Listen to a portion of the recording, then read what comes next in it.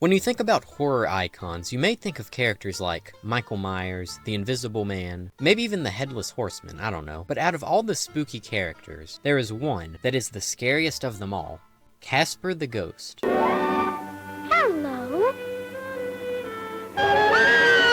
I may have nightmares when I'm done making this video. He is just absolutely terrifying. But you know, maybe I would not have nightmares if you would leave a like, subscription, and a comment. Yes, I did indeed just guilt trip you. But anyways, with that now out of the way, let's get into the video. In the 1930s, a man named Seymour Reet wrote a short story over a weekend titled The Friendly Ghost. Reet then gave it over to a man named Joe Oriolo, who was interested in illustrating the short story. Oriolo was also interested in attempting to sell the short story to either an animation studio or a children's book publisher. Reet would go on to serve during World War II, and while he was away, Oriolo sold the rights to Casper to Paramount Pictures, specifically their famous studio's animation division, which was the successor to Fleischer Studios after it was acquired by Paramount due to some financial issues. And Paramount really broke the bank when they purchased the rights to Casper. They paid a grand total of $175, which was around $3,000 adjusting for inflation. And in 1945, the first Casper the Friendly Ghost short was released, and it was part of the Noveltoon series, which was pretty much the same thing as Looney Tunes' Merry Melodies, where several different characters would star in a standalone story under the same title. But back to what I was saying before, the first Casper the Friendly Ghost short was released on November 16th,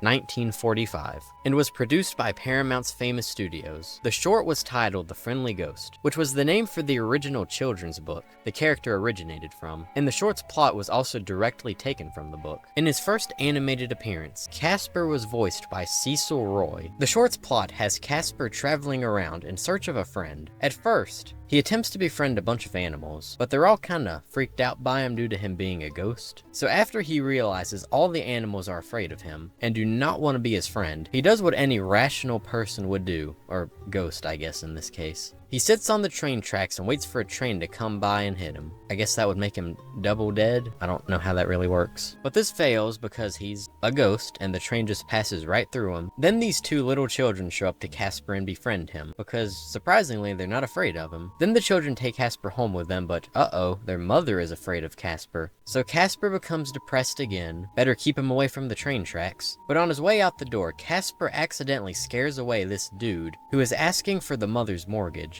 Now the mom is happy because she no longer has to pay her mortgage, and it seems like she ends up adopting Casper or something, and they live happily ever after. In this short, Casper looks fairly similar to his original drawing, but in the original drawing he did wear a hat, which is not seen here, and compared to his more modern design, this version is less humanoid, I would say. I don't really know how to describe him. He's pretty much just a blob with limbs. After this first short, a second and third Casper short would release under the Noveltoon name in 1948 and in 1949. Then in 1950, the fourth Casper short was released, but it was no longer under the Noveltoon series of shorts. He was so popular that his shorts going forward would be under the Casper the Friendly Ghost series. Shorts starring Casper would then continue to be released throughout the 50s, and his design was modified a bit over time to make his body less blob-like and more humanoid. Also, regarding the plot for these shorts, they all were pretty much the same. Casper would search for a friend, scare a bunch of creatures on the way, then he would finally find a friend. And it went on like this every single time, pretty much. There were a few shorts that tried to switch things up, but for the most part, they were all pretty similar. Now let's take a break from looking at Casper in animation, and take a look at another medium that he would over time become very popular in: comics. In 1949, St. John Publications published a Casper the Friendly Ghost comic series, which would go on for 5 issues, until in 1952, when Harvey Comics would begin to publish the Casper comics. These comics would also inspire the creation of characters that would go on to commonly appear alongside Casper, such as Spooky the Tough Little Ghost, the Ghostly Trio, and Wendy the Good Little Witch. Now on the topic of the Ghostly Trio, which consists of Stretch, Fatso, and Stinky, I know, incredible names, Fatso was actually involved in a lawsuit in 1987 because the owners of Fatso, I can't say who that is because we're not there yet, but the owners of Fatso attempted to sue Columbia Pictures because they said the ghost in the Ghostbusters logo, yeah, this guy right here, was too similar to Fatso and was infringing on their copyright of the character. But the lawsuit failed and the court sided with Columbia Pictures due due to the copyright on the older Casper stories not being renewed, and they also stated how there were limited ways to draw a figure of a cartoon ghost. I know I went down a bit of a rabbit hole there, but I thought it was interesting, so I went ahead and shared it.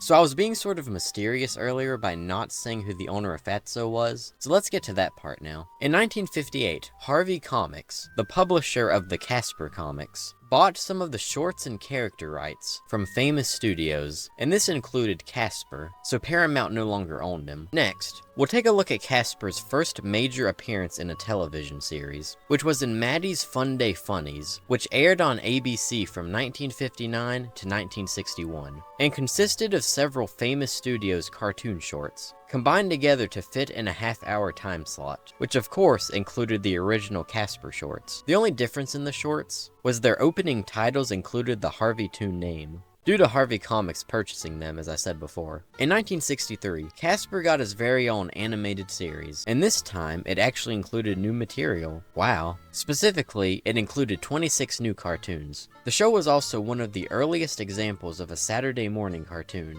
Casper would then appear in the 1979 animated series, Casper and the Angels, which has a very odd plot. Casper helps these two space police officers from the future do police things. It's definitely not your average Casper plot. This show was produced by Hanna-Barbera, and they would also produce the two Casper television specials, Casper's Halloween Special and Casper's First Christmas. Casper would then appear in the Harvey Toons show, but there's nothing really to say about this appearance. In 1989, Harvey Comics was sold to HMH Communications, and was renamed to Harvey Comics Entertainment, and 20% of the company would be sold to Universal, who would distribute Casper's first live-action theatrical film, titled Casper. No tagline, just Casper. In the film, Casper was voiced by Malachi Pearson. The movie gave Casper a backstory on how he became a ghost, and it's pretty straightforward. He was a child who played out in the cold for too long, got pneumonia, and died. So kids watching this, if you learn nothing else from this video, make sure you don't stay out in the cold too long without the proper attire. The movie was also the first to feature a CGI character in the lead role. Not the first movie to feature a CGI character, mind you, just the first in a lead role. The movie released on May 26th, 1995, and had a budget of $55 million, and made $288 million, which was pretty good.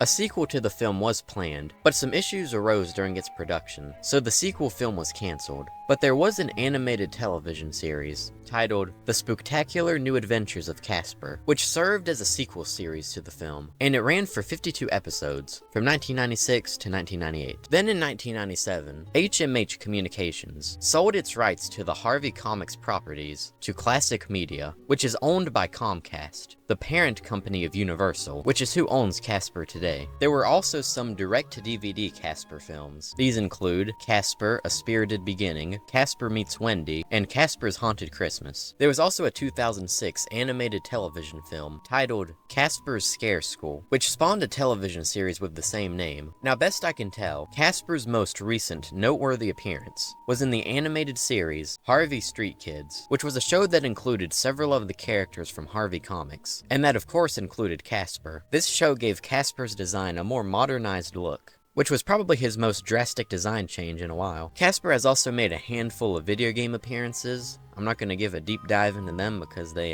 don't really add anything. Oh, I almost forgot the most important part. Casper appeared in a Geico commercial in 2019. Yeah, I knew you were really waiting for me to bring that up. You're welcome. And there you have it. That was the history and evolution of Casper the Friendly Ghost. All things considered, he really did not change that much over the years. I guess the court was right. There really are only a limited amount of ways to draw a cartoon figure of a ghost. And I think that's a good point to end off this video. So, if you enjoyed this video, a subscription, a like, and maybe even a comment would be greatly appreciated. Now I'll be off to go have nightmares about the scariest fictional character of all time, Casper the Friendly Ghost. And I'll see you next time. Goodbye.